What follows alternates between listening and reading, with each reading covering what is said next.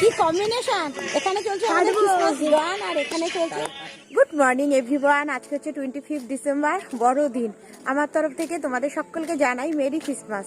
সকালবেলা উঠে ফ্রেশ হয়ে তৈরি হয়ে নিয়েছি, যাব তোমার সি বিচ। আর এখানে একদম তো ঠান্ডা নেই, একটা সোয়েটার পরেছি কিন্তু এতটুকু ঠান্ডা নেই। সকালবেলা উঠে দেখছি একদম কুয়াশাই কুয়াশা চতুর্দিকে। এখন খুব সুন্দর একটা রোদ উঠে গেছে। বেরিয়ে আসো, বেরিয়ে আসো। কুমো দাদাকে ডাকো, কুমো দাদাকে ডাকো। এটা কি? এই দেখো কত বড় বড় হাঁস। টার্কি টার্কি টার্কি, এগুলোকে হাঁস না টার্কি বলে। দেখি ফাঁস ফাঁস করছে। ওগুলো ওগুলো হাঁস, ওগুলো হাঁস। খেতে চাইছে কিছু। ওঠো ওঠো ওঠো, উঠে পড়ো। Good morning, merry Christmas. Merry Christmas. বেরিয়ে এসো, তাড়াতাড়ি তৈরি হও। শিশির পরে গাড়ির অবস্থা দেখো। শিশিরে কি অবস্থা প্রসেনজিৎ, দেখেছো? গাড়ি পুরো ভিজে গেছে। চলো সি বিচ দিয়ে ঘুরে আসি এখন আমরা। প্রসেনজিৎ, ঘুম ভালো হয়েছে? একদম। একটা জিনিস আমাদের অভিজ্ঞতা হয়ে গেল, টেন্টের অভিজ্ঞতা। হ্যাঁ হ্যাঁ, যেটা আউলিতে যাওয়ার কথা ছিল সেটা আমরা বকখালিতেই পেয়ে গেলাম। মানে দুধের সাথে ঘোলে মেটে। হ্যাঁ হ্যাঁ, সবটা এখানেই মিটে গেল আমাদের। একদম একদম।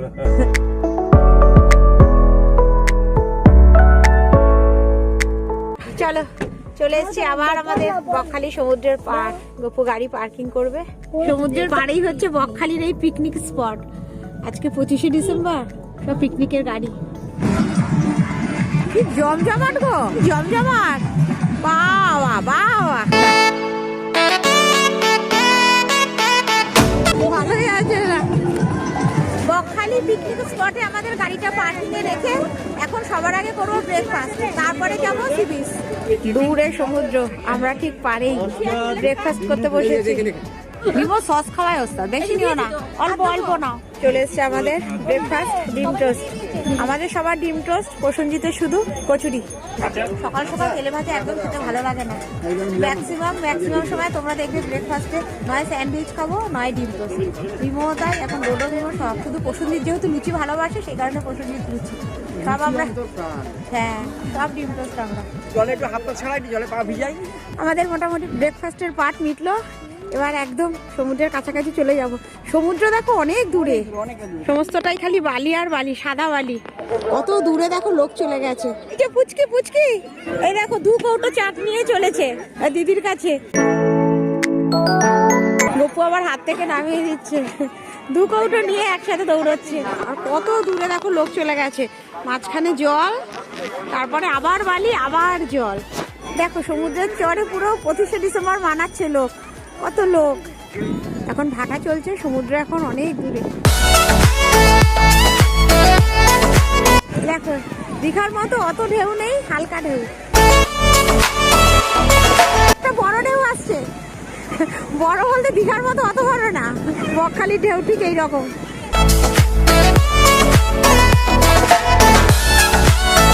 গঙ্গাসাগর এরকম। বহু বছর আগে জানো তো গঙ্গাসাগর গিয়েছিলাম।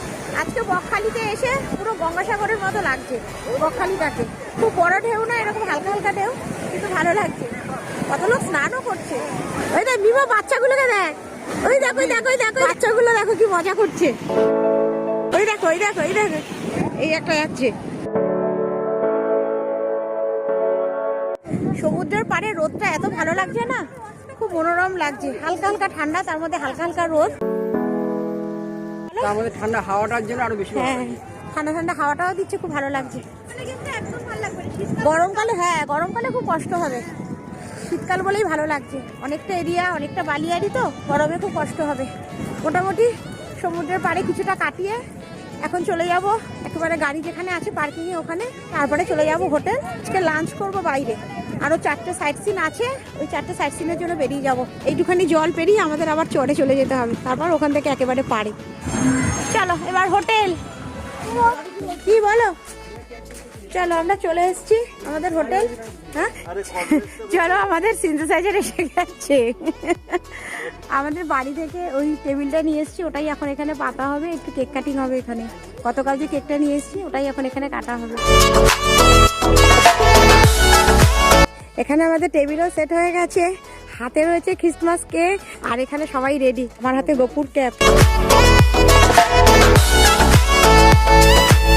প্রসেনজিৎ আমাদের হোটেলের কিচেন থেকে একটা ছুরিরও ব্যবস্থা করেছে, বড় ছুরি, এই সবজি কাটার ছুরি। যাই হোক, একটা কিছু তো হয়েছে। আগে প্লাস্টিকটা তোলো।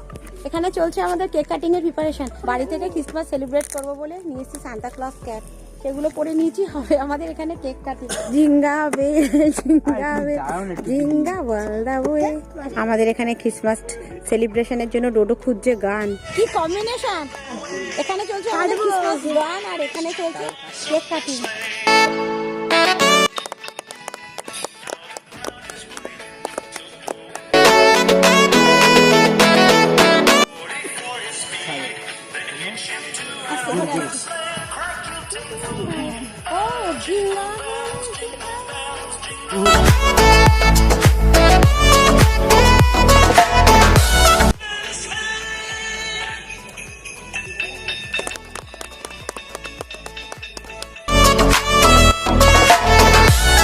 আমাদের পাশের টেন্টে একটা গ্রুপ এসছে, জানো তো, একটা কলেজ থেকে প্রায় 10 জন 12 জনের মতো স্টুডেন্ট এসছে। ওদেরকে অর্ধেকটা কেক কেটে দিয়ে দিলাম। সবাই মিলেই খাক ক্রিসমাস কেক। কেক কাটিং এর পর সবাই মিলে তৈরি হয়ে একেবারে বেরিয়ে পড়েছি। হোটেল থেকে একেবারে প্যাক আপ করেই বেরিয়ে পড়েছি, জানো তো। এখন এই বকখালিতে যাচ্ছে 4টে সাইট সিন, এগুলো করে একবারে লাঞ্চ করে তারপরে সোজা চলে যাব বাড়ি। এখন যাচ্ছি আমরা কার্গিল সি বিচ। একটা সরু রাস্তা বপু ধরেছে, ওটা থেকেই যাচ্ছি। গাড়ি নিয়ে এলে এই একটা সুবিধা, তাই না? যেখানে হোক নিজেরাই আমরা চলে যেতে পারবো। খুব সরু রাস্তা, একটা গাড়ি গেলে আরেকটা গাড়ি পাস হতে পারে না, শুধু একটা টোটো সাইড হলো। সমুদ্র এলাকায় এসেছি, সমস্তটাই সি বিচ। হোটেল থেকে বেরিয়ে স্রেফ 2 মিনিটের রাস্তা চলে এসেছি আমাদের first sightseeing, Kargil sea beach. এই হচ্ছে কার্গিল সি বিচ।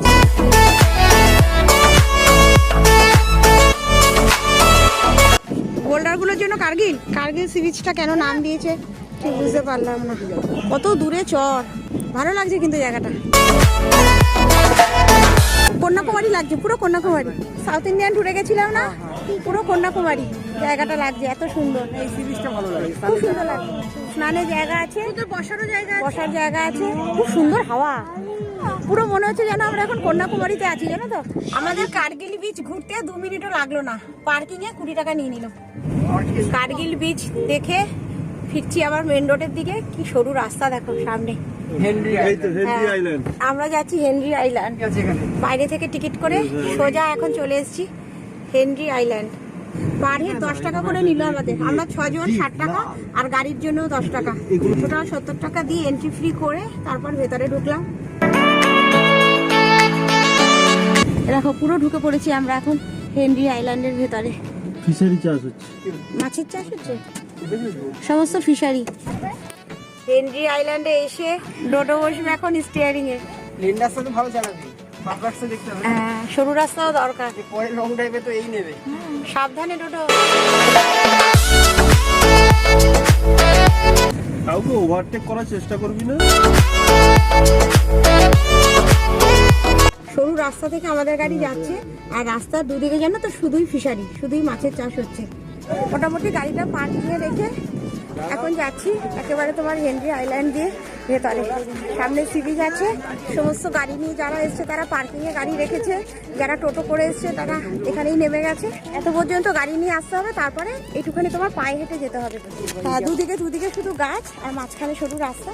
ওখান থেকে পুরো সুন্দরবন লাগছে, পুরো সুন্দরবনের মতো লাগছে জায়গাটা। এ দেখো এখন আমরা একদম ভেতর দিয়ে ঢুকে যাচ্ছি। বকখালি ফেমাস জায়গা হেনরি আইল্যান্ড, যারা জানে তারা এখানটা ঘুরে যায়। দুদিকে গাছ, সুন্দরবন লাগছে পুরো। হ্যাঁ হ্যাঁ, সিমেন্টের রাস্তা ছেড়ে এবার আমরা উঠে পড়েছি কাঠের ব্রিজে। ব্রিজের মধ্যে দিয়ে যাচ্ছি, নিঃশব্দ কিসের আওয়াজ হচ্ছে, পশু পাখি ডাকছে জঙ্গল থেকে। সমস্ত ম্যানগ্রোভ গাছ, সুন্দরবনে যেগুলো দেখা যায়। আমরা সমুদ্রেই তো এসেছি বেড়াতে। এতখানি রাস্তা হেঁটে সোজা চলে এসেছি এখন আরও একটা সি বিচে। একটা কাঠের ব্রিজ পেরিয়ে সোজা চলে এসেছি এখন সমুদ্রে। হেনরি ব্রিজের ঠিক পরেই হচ্ছে এই সমুদ্রটা। ওখানে বোর্ডে লেখা ছিল চোরা বালি আছে, চোরা স্রোত আছে, কেউ নামবেন না। সে কারণে সামনে আর গেলাম না, এমনিতে রোদও উঠেছে প্রচুর। তাড়াতাড়ি চলো, আমাদের হেনরি আইল্যান্ড ঘোরা হয়ে গেল। গাড়িতে উঠে পড়বো। গপু সবার আগে এসে দাঁড়িয়ে আছে সামনে।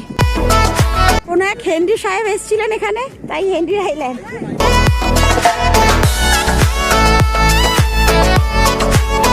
রাস্তাটা পুরো মাখন। আমরা এখন জাস্ট নামখানা ব্রিজ ক্রস করছি। তখন সন্ধ্যে হয়ে গেছিল, অতটা ভালো হ্যাঁ, কালকে যখন এখান থেকে আমরা যাচ্ছিলাম তখন সন্ধ্যা হয়ে গেছিল, ওই সাইডে বোঝা যাচ্ছিল না। এখন বেশ সুন্দর, ভাল লাগছে, সানি ডে।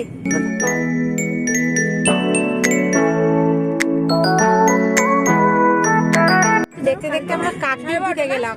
12:50 বেরিয়ে 1:25 বাজে আমরা ঢুকে পড়েছি কাকদ্বীপ। এখন এখান থেকে লাঞ্চটা করব, করে আবার গাড়িতে উঠে পড়বো। আর কোথাও দাঁড়ানোর নেই, গাড়ি পার্কিং আমাদের ট্যুর মোটামুটি আজকে শেষের মুখে। গত বছর ক্রিসমাসে যখন আমরা দার্জিলিং গিয়েছিলাম তখন আমার গলা ভেঙে গেছিল, গলার অবস্থা শোচনীয়। আজকেও তাই। ঠান্ডা কিন্তু সেরকম না, কিন্তু কুয়াশাটা মাথায় লেগেছে তো, যার জন্য। চলো, একটা ভালো বাঙালি হোটেল পেয়েছি, এখানেই ঢুকবো। এদের মোটা দাম দোকান। এটা আজকে পরিচয় না, বহু দিনের পরিচয়। বহু বছর ধরে এখানে আসে খায়, আমি আসলাম এখানে কাকদ্বীপের রেশন দেওয়ার জন্য, অফিসের কাজে নিয়ে। বিশেষ কাজের জন্য। সেই সূত্রে এই জায়গাটা আমার একটা আলাদা টাচ আছে একটা। শুক্তো, ডাল, আলু ভাজি, গোপুরার আমার পার্শে মাছ, আর ডোডো বিমোর আছে চিকেন কারি। আর প্রসঞ্জিত আর আমার বোন বসেছে ওখানে। আমাদের লাঞ্চ হয়ে গেল, এবার গাড়ি। খুব ভালো রান্না, তোমার মোটাদার হোটেলের গাড়ি আছে আমাদের সামনে পার্কিং এ। আমাদের গাড়ির তেল রিফিল হবে এখন। আর এখন ওই 7:30 মতো বাসে যাচ্ছে। একটু চা খেয়ে নিচ্ছি, জানো তো। আসার সাথে সাথে গপু একটু আদা দিয়ে চা করলো, চা খেয়ে রাত্রে ডিনারের কাজে লেগে পড়েছি। আজকে হচ্ছে আমাদের ফুলকপি আলু দিয়ে ডিমের ঝোল। অল্প একটু ফুলকপি আছে ঘরে, একেবারে আলাদা করে আর সবজি করলাম না, ডিমের ঝোলে দিয়ে দিচ্ছি ফুলকপিটা। আজকে আমাদের গরম গরম এক তরকারি ভাত। ও একটু কুমড়ো আছে, জানো তো, কালকে একটু কুমড়ো রেখে দিয়েছিলাম, ওটা আর কালকে থাকবে না, ওটা একেবারে ভাতে সেদ্ধ দিয়ে দিয়েছি। আর এইদিকে দেখো, দুটো মিনি সিলিন্ডারে রান্না হচ্ছে। এটায় ভাত এক্ষুনি সিটি পড়বে, আর এটায় ডিমের ঝোল ফুটছে।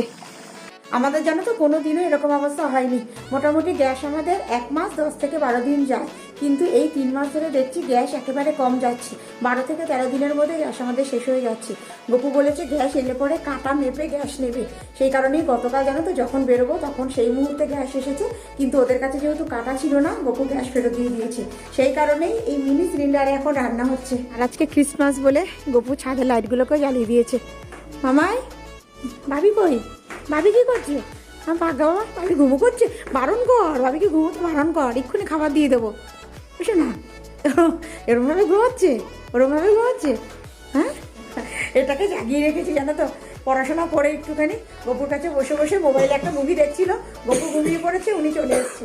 গপু খুব টায়ার্ড, এতটা গাড়ি চালিয়ে এসছে তো, আওয়াজ করে না বাবা, আওয়াজ করে না। সেই কারণে ঝটপট রান্নার ঝামেলায় মিটিয়ে ফেলছি, তাড়াতাড়ি খেয়ে শুয়ে পড়বো।